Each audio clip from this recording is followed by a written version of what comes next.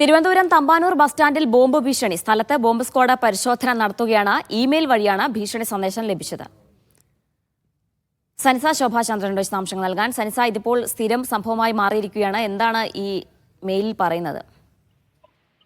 ഇതൊരു സ്ഥിരം സംഭവമായി മാറിയിരിക്കുകയാണ്. തിരുവനന്തപുരത്ത് 2 ദിവസം മുൻപ് ജില്ലാ കോടതിയിലും ഇത്തരത്തിലൊരു ബോംബ് ഭീഷണി സന്ദേശം ഇമെയിൽ വഴി തന്നെ വന്നിരുന്നു. ഇപ്പോൾ KSRTC സ്റ്റാൻഡിൽ, തമ്പാനൂർ KSRTC സ്റ്റാൻഡിലാണ് ഇത്തരത്തിൽ ബോംബ് ഭീഷണി വന്നിരിക്കുന്നത്.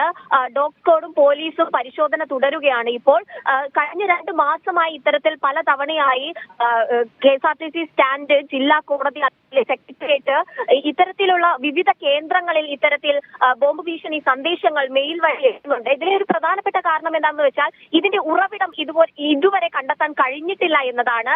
ഇപ്പോഴും ഇതിന്റെ ഉറവിടം കണ്ടെത്താൻ കഴിയാത്ത ഒരു അവസ്ഥയിൽ ഇത്തരത്തിൽ തുടരെ സന്ദേശം വരികയാണ്. പക്ഷേ പലപ്പോഴും പരിശോധനയ്ക്ക് ശേഷം യാതൊന്നും കണ്ടെത്താൻ കഴിയാത്ത നിലയിലേക്കാണ് ഇത്തരം സന്ദേശങ്ങളുടെ അവസ്ഥ. ജീന.